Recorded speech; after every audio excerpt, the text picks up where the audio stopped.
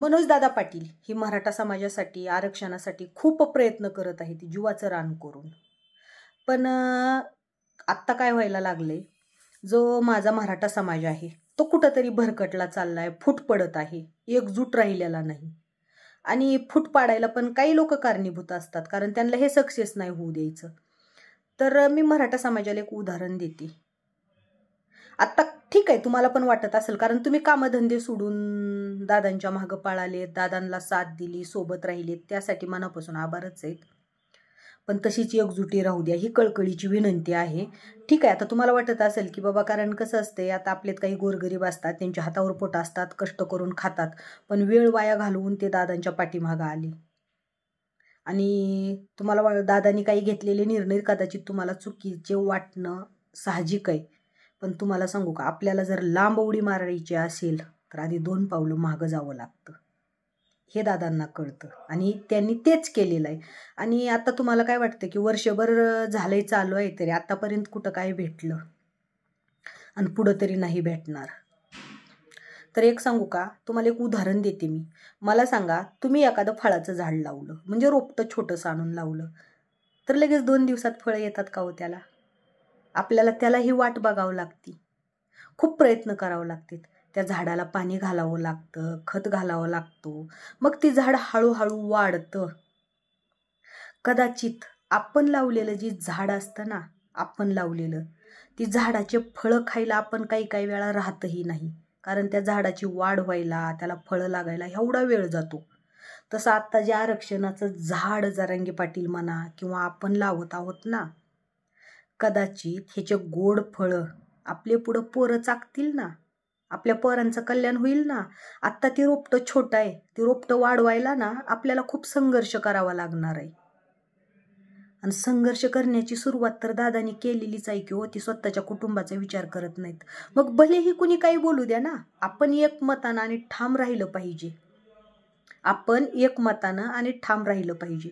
एकीचं बळ खूप मोठं असतं. मला सांगा, जेव्हा मुंबईला गेलतो आपण, तेव्हा आपलं एकीचं बळ दिसलं, तर सरकारही घाबरलं होतं. त्यावेळेला सरकारानं आपल्या सगळ्या मान्याला होकार दिला. का तर त्यांना माहीत होतं हे मुंबईतून ह्यांना आधी बाहेर हाकलणं खूप गरजेचं आहे. म्हणून जे म्हणील त्याला होकार दिला, गुलाल उधळला. पण जेव्हा मुंबईतून आपण सगळे वापस आलो आणि पुन्हा एकत्रित होणं कठीण आहे असं सरकारला वाटलं, आणि त्यामुळं त्याने आपल्या मागण्याला फिरवाफिरवी चालू केलेली आहे. बरोबर आहे ना? मुंबईत उधळला का नाही गुलाल, तुम्ही सांगा बरं. मग तसं पहिलं जसं आपण एकजूट होतो, तसं आत्ताही एकजूट दाखवणं खूप गरजेचं आहे, नाहीतर आपल्या तोंडाशी आलेला घाससुद्धा जाऊ शकतो. मग तेच तुम्हाला म्हणले की मला सांगा, आत्ता आपण एखादं झाड लावलंय, ते झाड अर्धेपर्यंत वाढलंय आणि अर्धेतच त्या झाडाला जर खत पाणी घालायचं बंद केलं तर वाळल का नाही? म्हणून सांगायले की दादांनी जे झाड लावलंय ते वाढत चाललेलं आहे, त्याला वाढू द्या. कदाचित त्याचे फळं आपल्याला जरी खायला नाही भेटले ना, तर उद्या आपले लेकरं बाळ खातील. कारण आपल्या आजोबांनी, पणजोबांनी, वडिलांनी लावलेल्या झाडाचे फळं किंवा सावली आपल्याला भेटती का नाही? आता जरी ते नाही राहिले तरी भेटती ना. तसं मग उद्या आपल्या लेकरा बाळाला त्याचा लाभ होणार आहे ना. म्हणून फक्त मला एकच सांगायचंय की पहिलं जसं तुम्ही एकजूट होते ना, तसं आत्ताही एकजूट दाखवा. मला सांगा, आत्तापर्यंत भरपूर जणांनी म्हणले की SIT चौकशी दादाची होणार, पुन्हा दादांच्या मेव्हणीने कुठं काय डंपर घेतले किंवा आहे का हो? त्या व्यक्तीनं कधी कुणाकडून पैसे घेतलेले तुम्ही पकडलं, बघितलं? अहो, आत्ता सगळं म्हणजे सोशल मीडियावर लगेच येतं की इथं असं असं पैशाचं पकडलं, तिथं बघितलं, इथलं ही. आत्तापर्यंत 1 वर्ष झाले, कुठल्या गुन्ह्यात सापडले हो दादा तुम्हाला? मग तुम्ही का फूट करताय आपापलेत? कुटुंबात सुद्धा जोपर्यंत कुटुंब एकत्रित आहे तोपर्यंत प्रगती होती, पण कुटुंबात फूट पडली की पुन्हा प्रगती होत नसती.